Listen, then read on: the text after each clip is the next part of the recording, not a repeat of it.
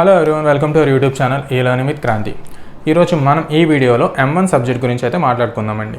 అసలు M1 subject అంటే ఏంటి అంటే గ్రాడ్యుయేషన్లో వచ్చే మ్యాథమెటిక్స్ సబ్జెక్ట్ని, అంటే ఫర్ ఎగ్జాంపుల్ డిగ్రీకి వెళ్ళారనుకోండి, అక్కడ మ్యాథమెటిక్స్ అనే ఉంటుంది. అదే బీటెక్ కోర్సులోకి వస్తే కనుక దాన్ని M1 అని పిలుస్తున్నారు, M2, M3 or else MM అని కూడా పిలుస్తున్నారు. ఇక్కడ ఒక్కొక్క యూనివర్సిటీ ఒక్కొక్కలాగా పిలుస్తూ ఉంటారు, కానీ టాపిక్స్ వచ్చేసరికి సిమిలర్గానే సేమ్గానే ఉంటాయండి. ఇకపోతే JNTU కాకినాడ ఎఫిలియేటెడ్ కాలేజెస్కి M1 సబ్జెక్ట్ అనేది ఏ విధంగా ఉంటుంది ఆర్ ఎల్స్ దాని యొక్క సిలబస్ ఏ విధంగా ఉంటుంది, ఎగ్జామ్ ప్యాటర్న్ ఏ విధంగా అయితే ఉంటుంది అండ్ ఏ విధంగా క్వశ్చన్స్ అయితే అడుగుతాడో ఇవన్నీ కూడా ఈ వీడియోలో అయితే చూద్దామండి. ఆలస్యం చేయకుండా వీడియోలోకి అయితే వెళ్ళిపోదాం. మనం ప్రిపరేషన్ స్టార్ట్ చేసేటప్పుడు అసలు ఆ సబ్జెక్ట్లో ఉన్న సిలబస్ ఏంటి, దానిలో ఉన్న ప్యాటర్న్ ఏంటి, ఏ విధంగా ఉంది మొత్తం అనేది మనం స్టడీ చేస్తే కనుక మనకు కొంచెం ఈజీ అనేది అవుతుంది. సో మనం తీసుకోబోయే సబ్జెక్ట్లో ఉన్న ప్యాటర్న్ ఏంటో చూద్దాం. అసలు క్వశ్చన్స్ ఎలా ఇస్తాడనేది ఫస్ట్ చూద్దాం. యాక్చువల్లీ JNTUKలో M1 సబ్జెక్ట్కి ఎక్స్టర్నల్ ఎగ్జామ్లో మనకి 70 మార్క్స్కి ఇవ్వడం జరుగుతుంది. ఓకేనండి, 70 మార్క్స్. సో ఈ 70 మార్క్స్ ఏ విధంగా ఉంటాయి అంటే మనకి M1 సబ్జెక్ట్లో 5 యూనిట్స్ అనేవి ఉంటాయి. ఓకే, 5 యూనిట్స్ అనేవి ఉంటాయి. So 5 units 70 marks. So each unit మనకి ఎంత అవుతుంది, 14 మార్క్స్. ఓకే, ఈచ్ యూనిట్ నుంచి 14 మార్క్స్ ఇవ్వడం జరుగుతుంది. So 14 into 5 70 marks. ఓకేనండి, సో ఇది సింపుల్గా చెప్పాలంటే ఎగ్జామ్ యొక్క ప్యాటర్న్. ఓకే, ఇప్పుడు ఎలా ఇస్తాడనేది చూద్దాం. ఫర్ ఎగ్జాంపుల్ యూనిట్ 1 తీసుకుంటే యూనిట్ 1 నుంచి క్వశ్చన్ ఏ విధంగా ఇస్తాడో చూద్దాం. 1A B are 2A B. So ఈ విధంగా అడుగుతాడండి. సో యూనిట్ 1 నుంచి 1A and 1B are 2A and 2B. మనకి దీనికి 1Aకి ఒక 7 మార్క్స్ ఉంటుంది, 1Bకి ఒక 7 మార్క్స్ ఉంటుంది, దీనికి 7 మార్క్స్, అలాగే దీనికి 7 మార్క్స్. ఓకే, టోటల్గా ఇది 14 మార్క్స్. ఇది 14 మార్క్స్. సో ఇప్పుడు మనం ఐదర్ 1AB అన్న రాయొచ్చు లేదా 2A 2B అన్న రాయొచ్చు. ఓకేనండి, 14 మార్క్స్ వచ్చేసి 1A 1B అవుతుంది, 14 మార్క్స్ వచ్చేసరికి 2A 2B అవుతుంది. సో ఈ విధంగా అనేది ఈచ్ అండ్ ఎవ్రీ యూనిట్. అలాగే సో సెకండ్ యూనిట్కి వచ్చేసరికి 3AB 4AB ఉంటుంది, అలాగే థర్డ్ యూనిట్కి వచ్చేసరికి 5AB 6AB ఉంటుంది, ఫోర్త్ యూనిట్కి వచ్చేసరికి 7AB 8AB ఉంటుంది, అలాగే ఫిఫ్త్ యూనిట్కి వచ్చేసరికి 9AB 10AB ఉంటుంది. సో ఈ విధంగా అయితే ఎగ్జామ్ ప్యాటర్న్ అయితే ఉంటుంది. మనం ఐదర్ 1AB ఆర్ 2AB అనేది రాయాల్సి ఉంటుంది.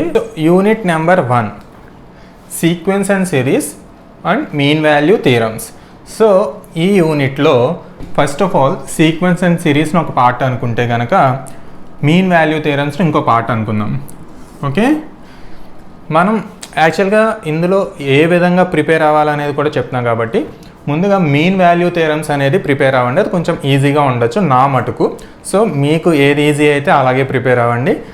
నా సజెషన్ అయితే మాత్రం మీన్ వాల్యూ థియరమ్స్ అయితే ముందు ప్రిపేర్ అవ్వండి, ఇది కొంచెం ఈజీగా ఉంటుంది.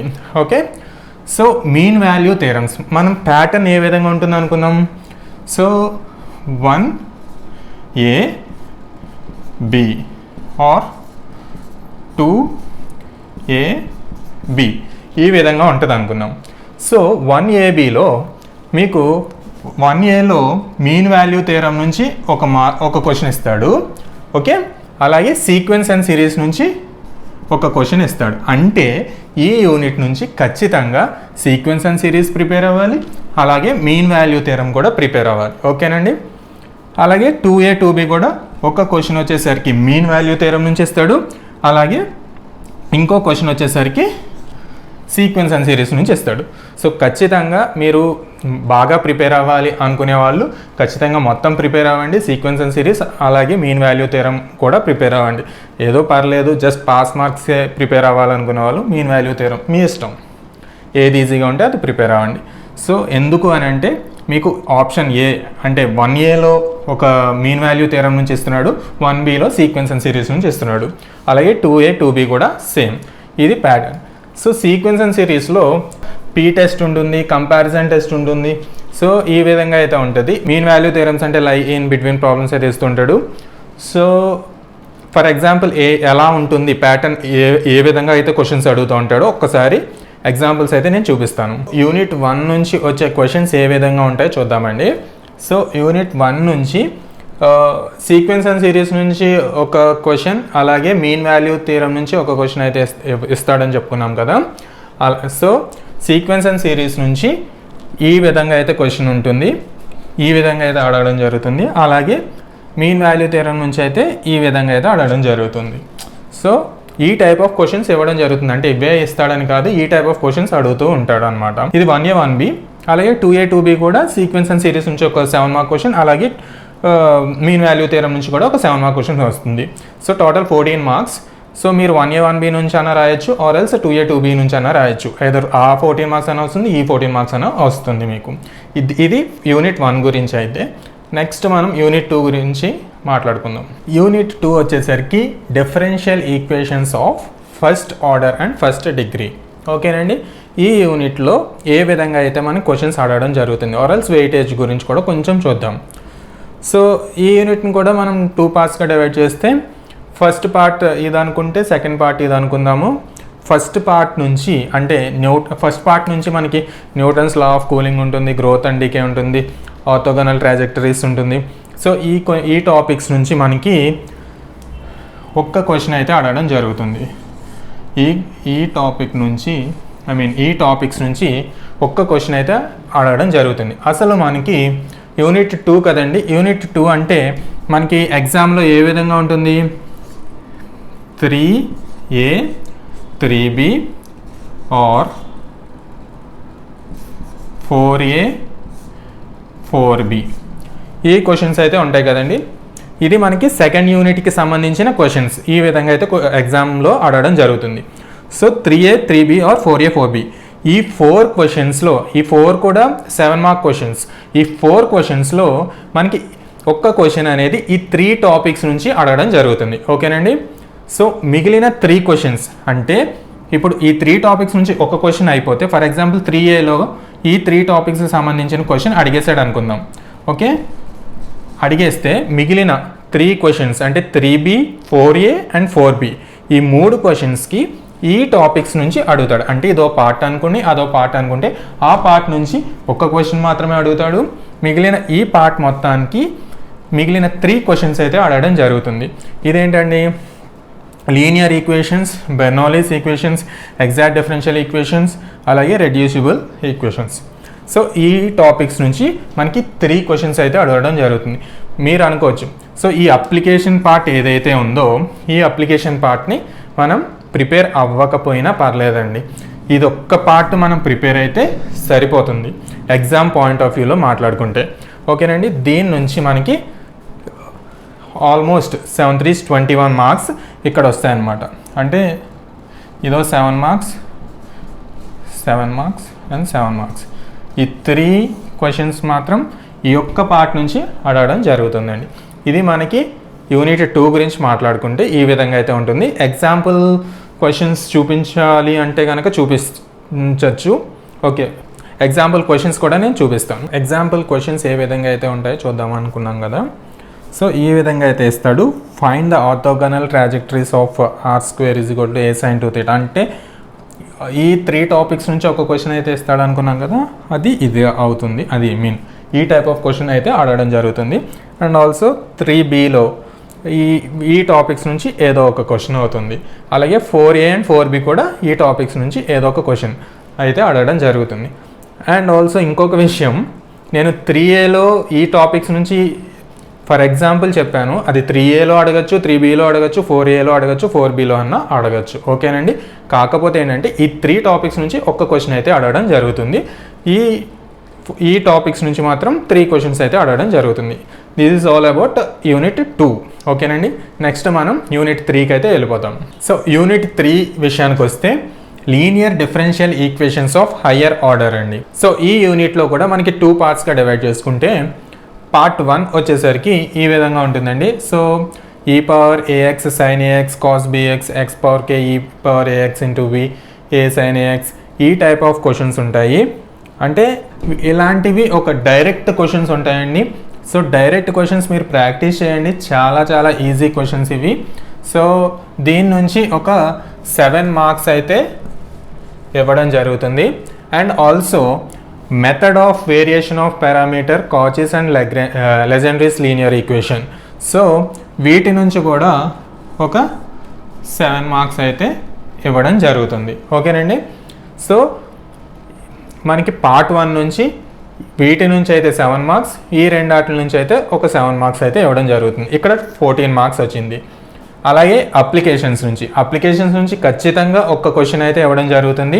ఎల్సిఆర్ సర్క్యూట్స్ నుంచి కానీ సింపుల్ హార్మోనిక్ మోషన్ నుంచి కానీ ఒక్క క్వశ్చన్ అయితే ఇవ్వడం జరుగుతుందండి. సో మనకి ఏంటి థర్డ్ యూనిట్ వచ్చేసరికి 5AB ఆర్ 6AB.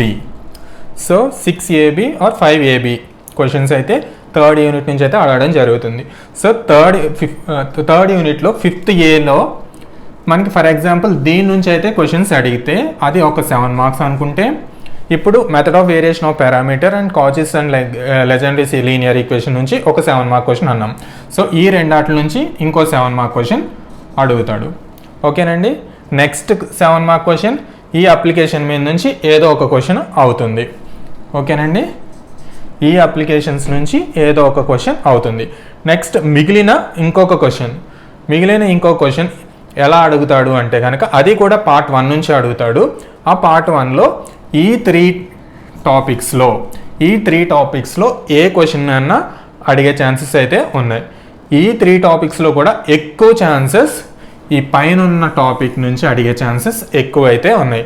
సో మీరు అందరూ కూడా పైన ఏదైతే ఉందో ఈ power ax sin ax cos bx x power k ఈ టైప్ ఆఫ్ క్వశ్చన్స్ బాగా ప్రాక్టీస్ చేయండి. చాలా చాలా ఈజీ క్వశ్చన్స్ అవి.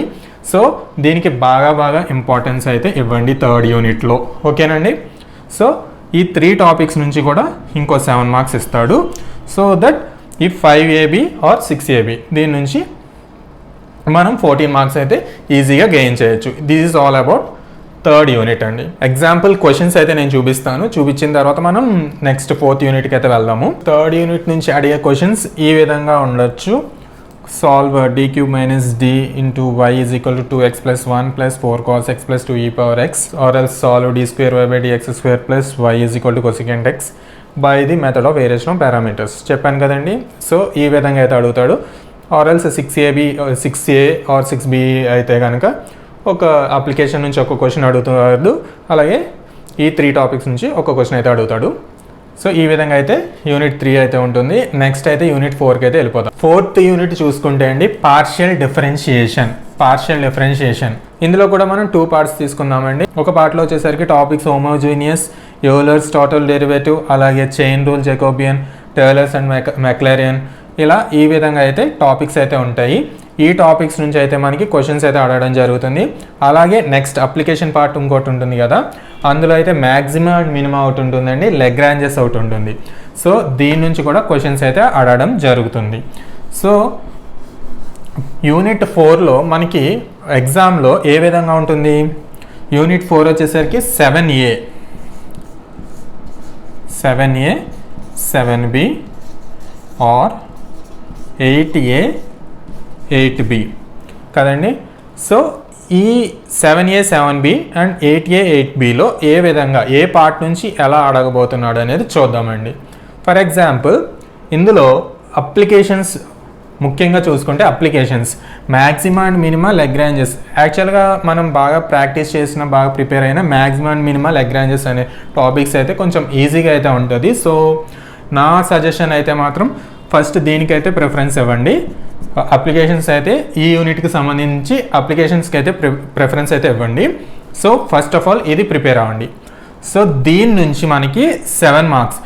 ఇందులో మరీ ముఖ్యంగా గుర్తుపెట్టుకోవాల్సిన విషయం ఏంటంటే అప్లికేషన్స్ నుంచి ఒక క్వశ్చన్ ఇచ్చాడు. అంటే ఫర్ ఎగ్జాంపుల్ 7Aలో అప్లికేషన్స్కి సంబంధించిన ఒక క్వశ్చన్ ఇస్తే, అప్లికేషన్స్ సంబంధించిన 7 మార్క్స్లో 7Aలో ఇస్తే మరొక క్వశ్చన్ ఈ టాపిక్స్ నుంచి క్వశ్చన్ అయితే ఇవ్వడం జరుగుతుంది. ఈ టాపిక్స్ నుంచి 7Bలో అయితే క్వశ్చన్ ఇవ్వడం జరుగుతుంది.